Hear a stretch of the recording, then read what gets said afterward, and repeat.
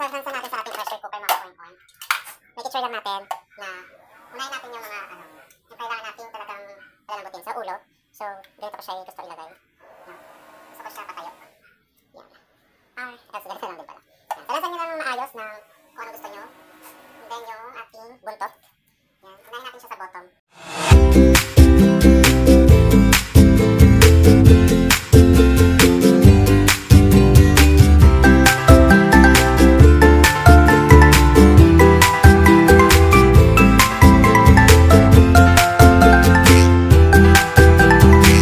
Me again, Mama 18 year ko oink oink tropa, and welcome to my channel. Happy New Year mga ka oink oink.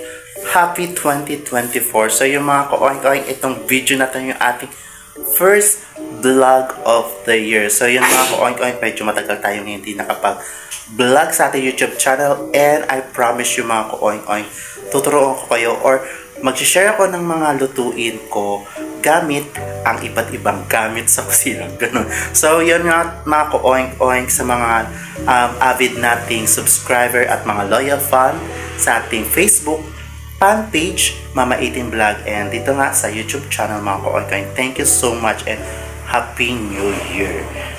Start our video tutorial ng aking first menu of the year na Spanish bangus gamit yung aking bagong pressure cooker na napanalunan ko. I mean, wishlist ko to sa ginanap naming Christmas party last December 25. So, magagamit ko na siya for the first time, and gagawa nga ako ng Spanish bangus. So, yung mga ka-oink-oink, ito yung ating dalawang pirasong or dalawang buong bangus. So, ganito kalalaki ating bangus. So, yan. Gagawin natin tong Spanish bangus. So, lulutuin lang natin siya sa mantika na mayroong 1 cup of water. And, in the same time, mga ka-oink-oink, lulutuin natin siya dito sa aking wishlist sa aking Christmas party na ang tawag dito is ano ba to? Pressure cooker. So, yan mga ka-oink-oink. Ito yung mga pinapangarap natin mga gadget, no, para maging yung ating bangus, Spanish bangus is makakain natin pati yung kanyang mga tinik or yung mga buto. So, walang sayang dito mga ka-oink-oink. So, ito na mga ingredients natin mga ka-oink-oink. So, syempre yung bangus. And then, basically, para lang tayo magpapaksiw pero mas maraming oil. Then, gagamit tayo ng ginger. Ganito lang ang aking pagkakahiwa ng ginger. And then, labuyo with tangkay para may aesthetic, may design. And then, meron ako ditong sibuyas, shallot. English yun na. 4 na piraso. And then, isang buong garlic. So, ganyan lang yung aking paghiwa sa aking garlic. And then, syempre yung ating mga pang-garnish, meron tayo ditong pa-flower na carrots and bell pepper. So, ganito yung mga hiwa. And, green onion. For garnish na lang ito mga ka-oink-oink kung isa-serve na natin siya. And, syempre, meron tayong suka, oil. Itong oil na to, lahat tong isang bote na to, na oil is approximate mga 400 ml na mantika ang ating gagamitin. So, ubusin natin itong isang bote. And then, yung ating gagamiting mantika is coconut oil lang. Lalagyan ko rin siya konti ng rosemary para masarap. Party, And then, gagamit tayo ng Himalayan salt. So, kung wala naman kayong Himalayan salt, pwede na rin naman. Ordinary salt. And then, meron tayong ang tawag dito pamintang buo. So, yun. So, let's proceed na sa ating salansan sa ating pressure cooker. Sa pagsalansan natin sa ating pressure cooker, mga ka-oink-oink, make sure lang natin na unahin natin yung mga yung kailangan natin talagang palalambutin sa ulo. So, ganito ko siya gusto ilagay. No? Gusto ko siya patayo. Yan. Or else, ganito na lang din pala. Yan. Salansan nyo lang maayos ng kung anong gusto nyo. And then, yung ating buntot.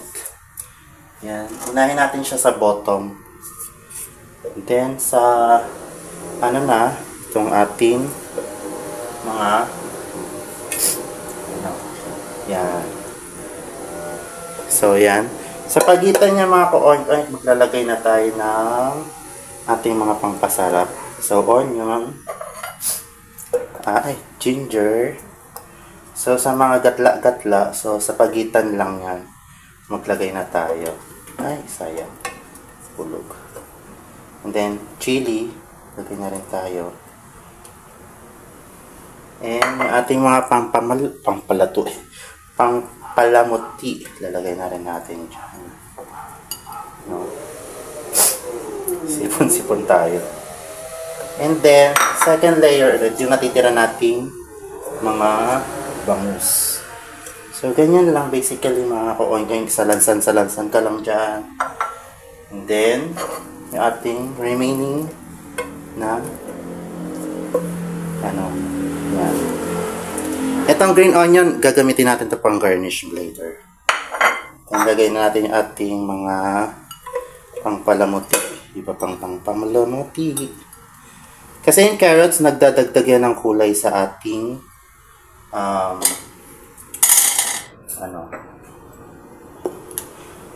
ating lutuin. And then, lagay tayo ng konting rosemary. Konti lang. Para may pagkasosyal ang lasa. And then, ito, ating Himalayan salt. Lalating ko na to. Konti na lang pati yan. Natitirang Himalayan salt ko. Lalating ko na siya. And then, dito, wala naman tong mga saktong ano. And then suka, naglagay ako siguro mga half cup lang.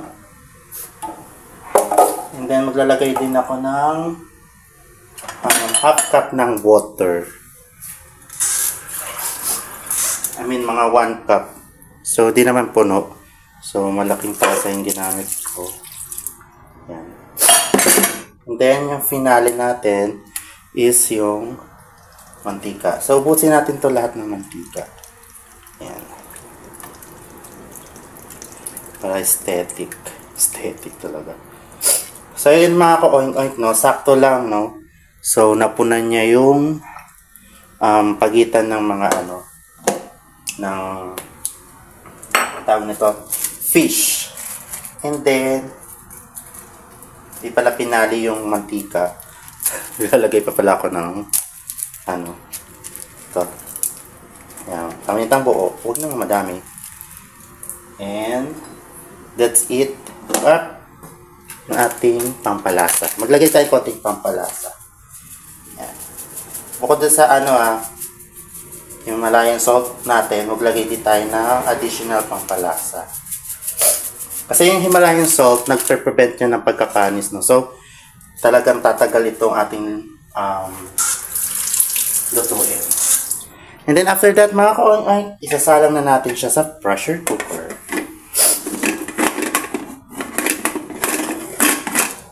Make it sure lang na yan, nakalak siya maigi. So, yan.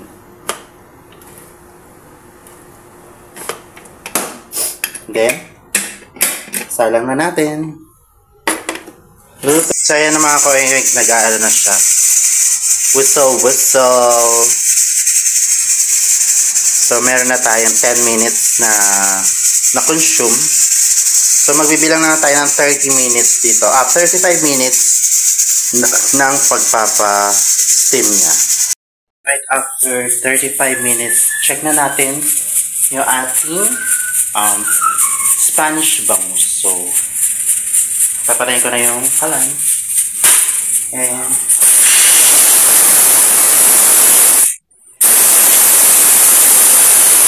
na ating Spanish sardines ay Spanish bangus. So, kuha tayo ng isa muna. Taste test natin. Nakaka-oink-oink. Tingnan natin kung makakain natin pati yung puto. So, lagay tayo ng mga pang-garnish. Like this one. Tayong mantika.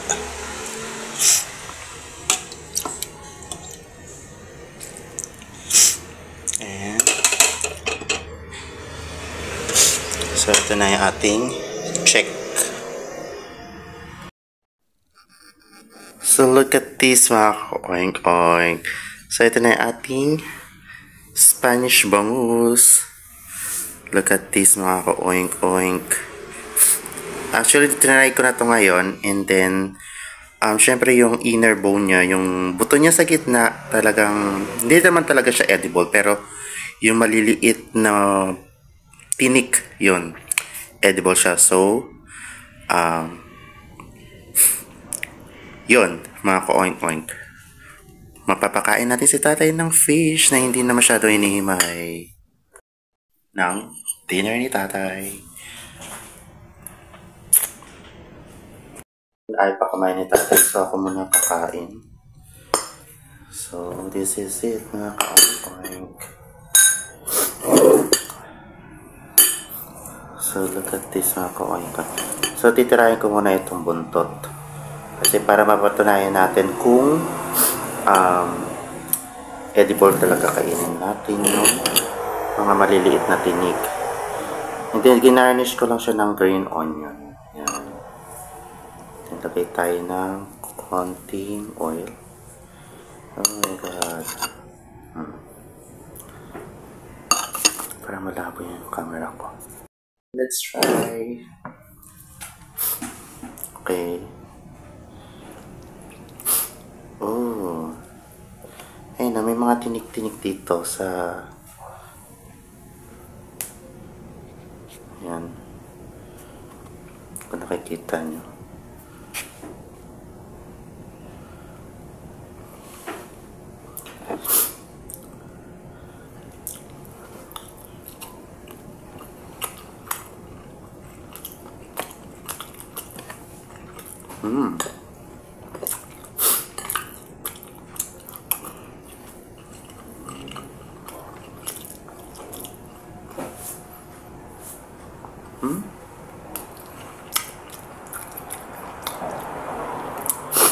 Surprise ng mga ka-oink-oink.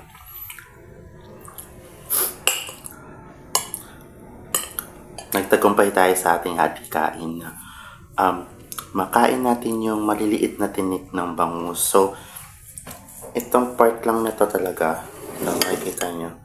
Itong part lang talaga nito. Ay, kahit ito malambot na ito mga ka-oink-oink mo. Yan. Itong part lang talaga yung talagang, kahit to, yun mo, natatanggal siya, nabibreak na siya. Lambot. So, itong alam naman natin yung buntot is madaming tinik. So, yan.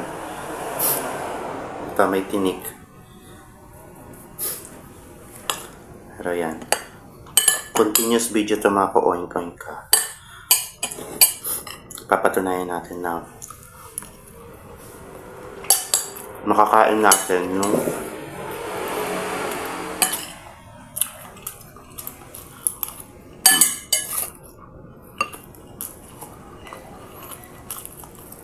maliliit na tinik.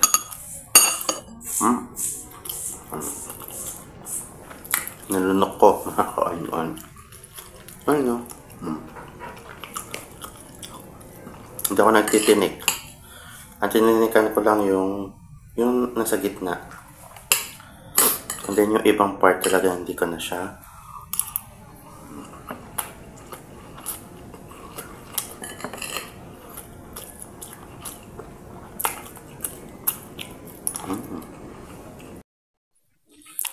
So as you can see mga ka-oink-oink, ayan no.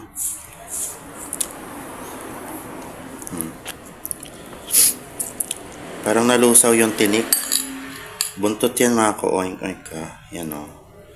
Buntot na part. So So, alam naman natin yung buntot is talagang matinik yan.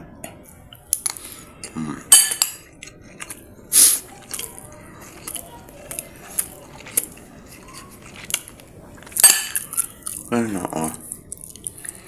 Ito lang talaga yung tinik niya. Sa gitna yung talagang hindi mo lang makakain. Ano. So, ito, yung mga, ganyan ito kalalaki. Oh, kahit ito, oo, ang lambot. Promise, ayan na. Kainin ko yan na. Sa lambot, ayan na. May tinik yan na maliit.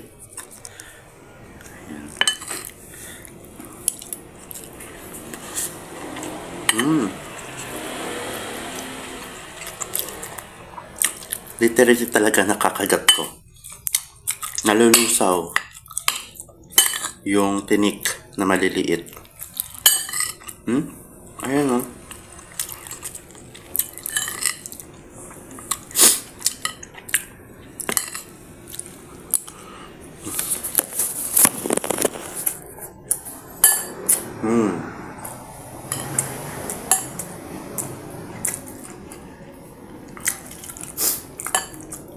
Try nyo ito mga ka-oink-oink. Hindi nyo na hihindian pa ang mga bangus na buntot. Kapag meron kayong ginawang ganito na pressure cooker nyo yung bangus. Pwede rin to syempre sa paksiw, sa adobo, at di ko lang sure kung sa ginat sa sinigang. But I'm sure if kung palalamputin nyo muna yung fish sa broth niya o sa water without sa mahinang apoy, siguro ma-achieve nyo yung malambot na buto or tinik ng bangus. And syempre ito try natin yan soon. Gagawa tayo ng bangus sinigang na ipe-pressure cooker natin, and tatry natin kung magiging successful yung ating gagawing bangus. So yun, enjoy ko lang muna tong aking Spanish bangus.